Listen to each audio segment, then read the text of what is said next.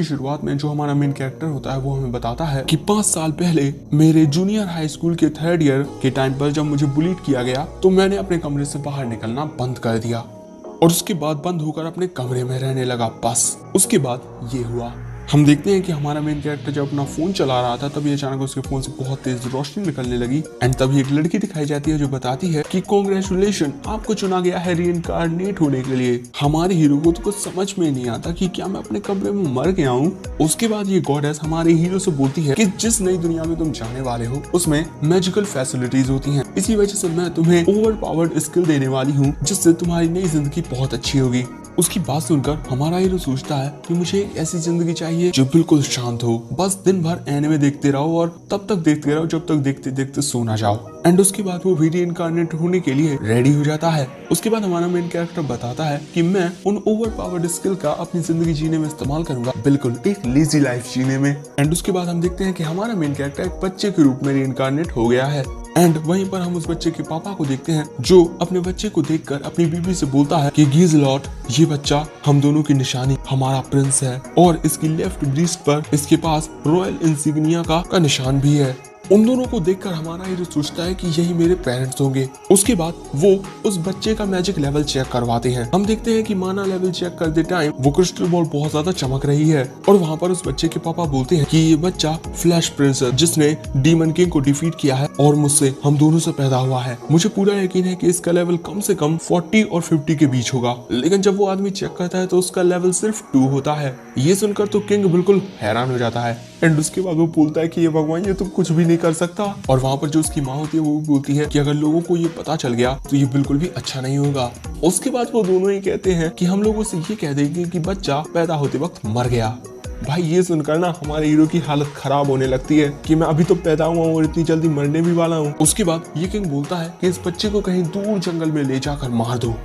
अब भाई ऐसी सिचुएशन देखकर जो गॉडेस होती है वो भी काफी परेशान होती है। एंड वहाँ पर वो एक दूसरी गॉडेस से बोलती है कि मैंने एक पर्सन को ओवर पावर्ड स्किल्स दी लेकिन किसी को ये एहसास ही नहीं हुआ। और वो ये भी बोलती है कि उस दुनिया में जो मैजिक लेवल चेक करने वाला डिवाइस है वो लगता है सिर्फ 2 ही डिजिट का है और इसके अलावा मैं उसे एक एलिमेंट देना भी भूल गई। तभी ये दूसरी गॉडेस उससे उस रीइंकार्नेटेड हुए पर्सन का मैजिक लेवल पूछती है। तो ये बताती है 1002। अब ये सुनकर ये गॉडेस बोलती है कि इतना ज्यादा। उसके बाद हमें जंगल का सीन दिखाया जाता है जहाँ पर हम देखते हैं कि कोई हमारे हीरो को जंगल में छोड़ गया है। वहाँ पर हमारा हीरो सोचता है कि उस आदमी ने कहा था कि मैं बैरियर मैजिक यूज कर सकता हूँ, चलो ट्राई करते हैं। उसके बाद वो बस सोचता है और जादू होने लगता है और ये ना उसके लिए बच्चों का खेल था, मतलब बहुत आसान था। हमारा हीरो वहाँ पर बोलता है कि मैं इसको छोटा बड़ा कर सकता हूँ, इसका रंग रूप बदल सकता हूँ। लेकिन तभी वो सोचता है कि क्या मैं इसका इस्तेमाल अपने ऊपर कर सकता हूँ। और जब वो उसका इस्तेमाल करता है तो ये काम करता है। वो अपने मैजिक के जरिए हवा में उड़ने लगता है और वहाँ पर हमारे हीरो को ये पावर बहुत अच्छी लगती है क्योंकि शायद से इसमें माना का इतना यूज नहीं होता। अब वो ये सब सोच ही रहा था लेकिन तभी अचानक उसके पीछे एक जंगली जानवर आ जाता है जिसको देखकर हमारे हीरो की हालत खराब हो जाती है। एंड अगले ही पल में वो बड़ी सी फॉक्स हमारे हीरो पर हमला करती है लेकिन उसका मैजिक बैरियर उसे बचा लेता है। अब ये देखकर हमारा हीरो खुश था और वो वहाँ पर बहुत सारे छोटे छोटे बैरियर्स बना देता है और उस फॉक्स पर अटैक करता है जिसकी वजह से उस फॉक्स को गुस्सा आ जाता है क्योंकि इससे उसे कोई डैमेज नहीं हो रहा है ज्यादा। उसके बाद वो अपने मैजिक बैरियर का कुछ इस प्रकार उपयोग करता है, बैरियर्स के जरिए पेड़ों को हवा में उड़ाकर उस फॉक्स पर अटैक करता है लेकिन इसके बावजूद भी वो फॉक्स को ज्यादा कुछ नहीं होता। अब ये देखकर हमारा हीरो सोचता है कि इन पेड़ों का हमला इसके लिए काफी नहीं था। लेकिन तभी उसे आइडिया आता है, वो जमीन के काफी बड़े टुकड़े को उस फॉक्स पर गिराने वाला होता है। अब ये देखकर उस फॉक्स की हालत खराब हो जाती है और वो बोलती है कि रुको रुको रुको 1 मिनट, मैं सरेंडर करती हूँ। लेकिन हमारे हीरो को समझ में नहीं आता कि सरेंडर आखिर किसने कहा। एंड वो उस आवाज को इग्नोर करके अपना अटैक जारी रखता है। अब बेचारी फॉक्स उस अटैक से डरते हुए बोलती है कि मैंने कहा ना मैं सरेंडर करती हूँ। और अब हमारे हीरो को समझ में आ जाता है कि ये बोल रही है। उसके कुछ देर बाद वो फॉक्स हमारे हीरो को बताती है कि मैं अपना माना रिप्लेनिश करना चाहती थी, इसीलिए मैंने तुम्हें खाने के बारे में सोचा, मुझे पता नहीं था कि तुम इतने पावरफुल हो। लेकिन हमारा हीरो तो ठहरा एक बच्चा, तो वो कुछ बोल ही नहीं पाता। उसके बाद वो सोचता है कि क्या करूं, बात करने के लिए कुछ सोचना पड़ेगा। उसके बाद वो एक ऐसा बैरियर बनाने के बारे में सोचता है जो आपके थॉट्स को साउंड में रिफ्लेक्ट करता है और वो उस बैरियर को अपने गले के पास लगा लेता है। उसके बाद वो उस फॉक्स से हेलो बोलता है। ये देखकर वो फॉक्स बहुत ज्यादा हैरान हो जाती है। उसके बाद वो उस बच्चे से पूछती है कि तुम कौन हो, तुम तो न्यू बॉर्न बेबी लगते हो।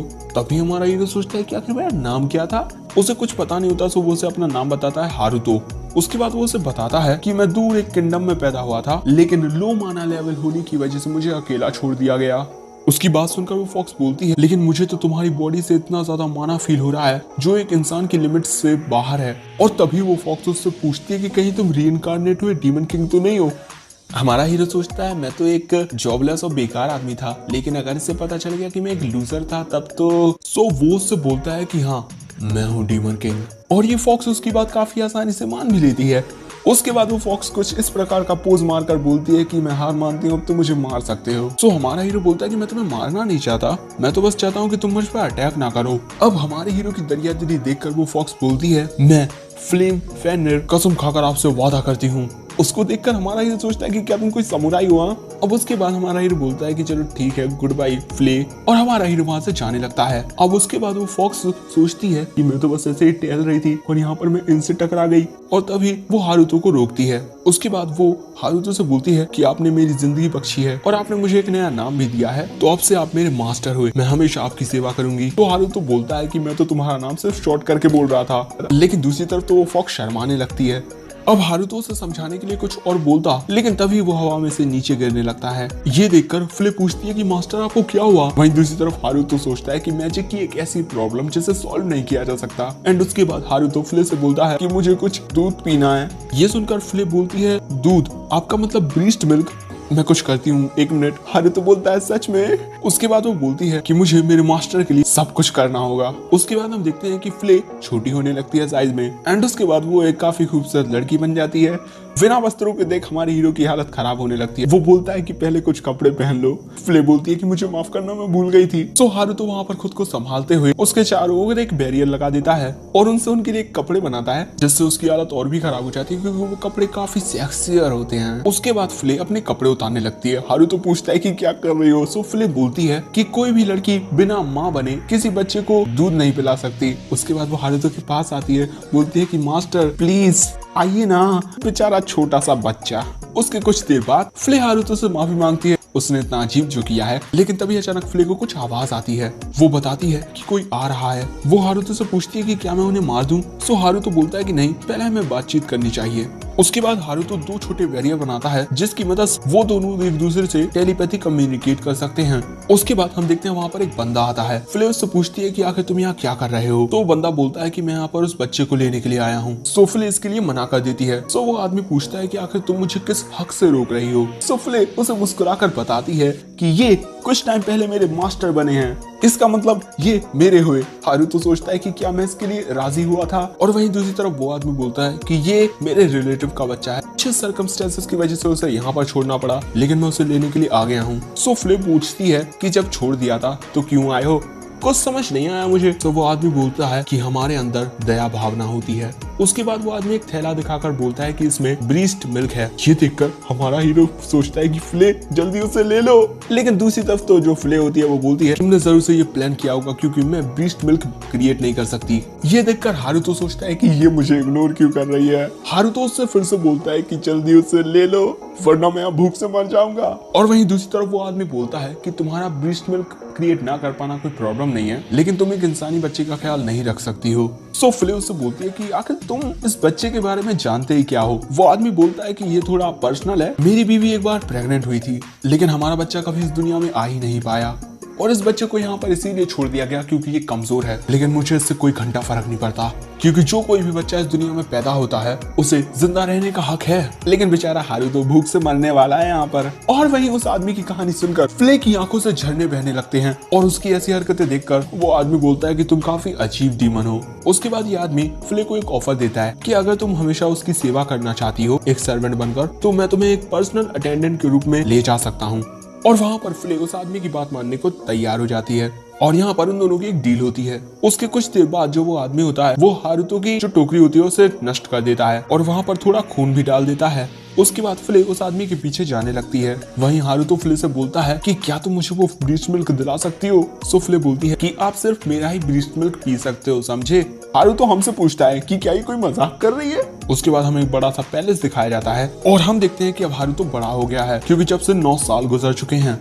वहाँ पर हारुतो हमें बताता है उसका ओरिजिनल प्लान था कि वो यहाँ से चला जाएगा जब वो दूध पीना छोड़ देगा, लेकिन यहाँ पर इन्होंने मुझे इतना प्यार दिया कि इनके प्यार ने मुझे यहाँ से जाने ही नहीं दिया। लेकिन हाँ, यहाँ पर भी एक दिक्कत है, ये जो प्यारी क्यूट लड़की है ना, ये मुझसे नफरत करती है। एंड उसके बाद फ्ले उन सबके लिए खाना लेकर आती है। उसके बाद जब फ्ले इस बच्ची को खाना सर्व करती है तो ये बच्ची फ्ले को गुड मॉर्निंग बोलती है। उन दोनों को इतने अच्छे से देखकर हारुतो सोचता है कि ये फ्ले के साथ कितने अच्छे से बात करती है। उसके बाद केयर फ्ले से पूछती है कि क्या आज वो उसके साथ फिर से खेलेगी। सो फ्ले बोलती है कि मुझे लॉर्ड हारुतो का ख्याल रखना है। सो नहीं, लेकिन हारुतो बोलता है कि फ्ले तुम उसके साथ खेलो। सो फ्ले भी रेडी हो जाती है और इससे केयर काफी खुश थी। उसके बाद जो हारुतो होता है वो फ्ले और केयर को खेलते हुए देख रहा था, लेकिन तभी वहाँ पर उसकी मॉम आती हैं जो उससे बोलती हैं कि तुम बिल्कुल परेशान मत हो। सो हारुतो बोलता है कि मैं परेशान नहीं हूँ।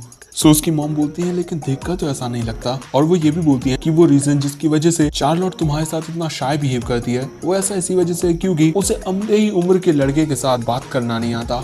हारुतो पूछता है सच में? सो उसकी माँ बोलती है तुम देख ही सकते हो कि वो फ्ले के साथ कितने अच्छे तरीके से खेल रही है। लेकिन तभी हारुतो परेशान होते हुए सोचता है कि कहीं ऐसा तो नहीं है कि चार को पता चल गया है कि असल में मैं एक 30 साल का आदमी हूँ। अब बेचारा हारुतो इससे और भी परेशान हो जाता है क्योंकि जो छोटी बच्चियां होती हैं उन्हें बड़े आदमियों के साथ खेलना बिल्कुल पसंद नहीं होता।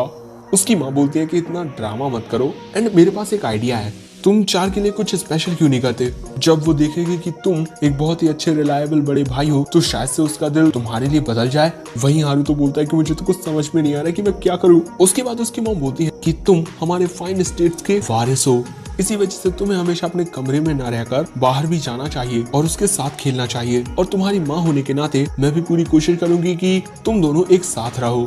उसके बाद हम हारुतो के कमरे में दो हारुतो देखते हैं। वहाँ पर हारुतो बोलता है कि मुझे यहाँ से जल्दी चले जाना चाहिए, लेकिन अगर मैं गया तो फ्ले भी मेरे साथ जाएगी और शायद से ऐसा करने की वजह से चार मुझसे और भी नफरत करने लगेगी, और अगर मैं फ्ले को यहाँ पर छोड़कर गया तो फ्ले जरूर से ऐसा कहेगी कि अगर मैं मेरे मास्टर के साथ नहीं रह सकती तो मुझे जिंदा रहने का कोई हक नहीं है, आखिर मैं करूँ क्या? और वहाँ पर वो अपने सामने वाले हारुतो से पूछता है कि तुम्हें क्या लगता है क्या करना चाहिए।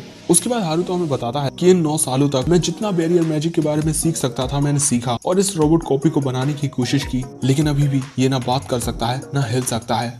एंड तभी हारुतो सोचता है कि अगर मैं यहाँ से जाना चाहता हूँ वो भी बिना किसी को सैड किए तो मुझे फ्ले का भी एक यहाँ पर पुतला बनाना चाहिए। लेकिन तभी उसे उसके पापा की आवाज आती है जो बोलते हैं कि हारुतो मेरे साथ आना।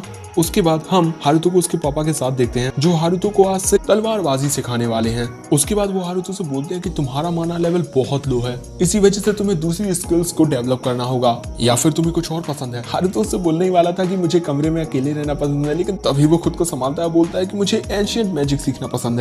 उसकी बात सुनकर उसके पापा बोलते हैं अच्छा तो तुम्हें मिथिकल एरा के लॉस्ट मैजिक के बारे में सीखना पसंद है, मुझे लगता था तुम अपने कमरे में बंद रह बस आराम करते हो, लेकिन तुम भी अपना बेस्ट ट्राई कर रहे हो। उसके बाद हारुतो वहां से जाने की कोशिश करता है, लेकिन उसके पापा उसे रोकते हैं और बोलते हैं कि तुम्हें अभी भी तलवारबाजी सीखनी होगी। हारुतो सोचता है कि लगता है मुझे सीखना ही होगा अब।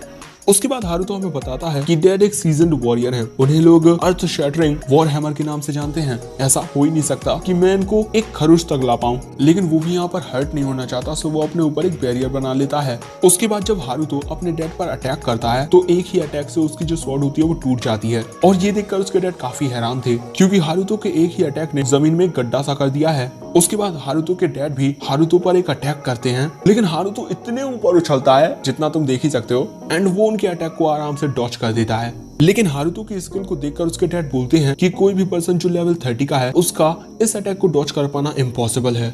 हारुतो बोलता है सच में? और हारुतो वहाँ पर सोचता है कि मुझे भी लगता है कि इस बारे में कुछ तो अजीब है, और इससे मेरी उम्मीदें काफी बढ़ गई थी, तो मैंने अपना लेवल फिर से चेक किया, लेकिन वो तो अभी का दो ही है। और वो हमें ये भी बताता है कि ह्यूमैनिटी में सबसे बड़ा माना लेवल 77 है, लेकिन मेरा माना लेवल तो सिर्फ 2 है, और ये भी कंफर्म कि मेरे पास कोई एलिमेंट भी नहीं है। लेकिन भले से ही मेरे पास एलिमेंट की कमी हो, लेकिन मैं मैजिक का बहुत ही आसानी से इस्तेमाल कर सकता हूँ, और शायद से ये उसी ओवरपावर्ड स्किल्स का कोई पार्ट होगा जो उस गॉडेस ने मुझे दी है। उसके बाद जो उसके डैड होते हैं वो बोलते हैं एक इनेट अवेकनिंग, लेकिन इसके बाद वो हारुतो से बोलते हैं कि तुम बिल्कुल एक एमेच्योर की तरह मूव कर रहे थे, लेकिन हम ट्रेनिंग करना जारी रखेंगे और तुम्हें एक इलाइट लेवल का स्वॉर्ड्समैन बनाएंगे। एंड हम देखते हैं कि जो चार्लोट होती है वो उन्हें छुपकर देख रही थी।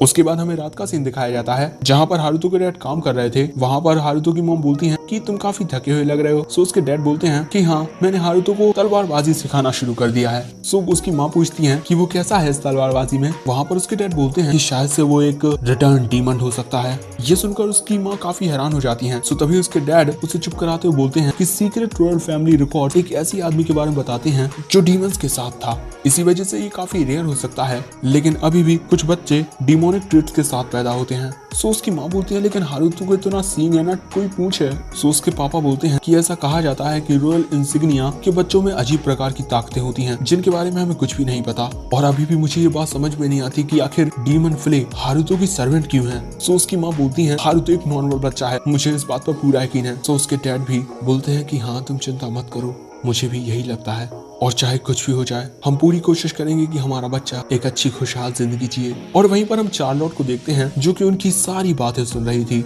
और वो वहाँ पर बोलती है कि हारुतो एक डीमन हो ही नहीं सकता। लेकिन हारुतो वो कुछ और बोलती, लेकिन तभी वो सो जाती है। एंड इसी के साथ ही एपिसोड समाप्त हो जाता है।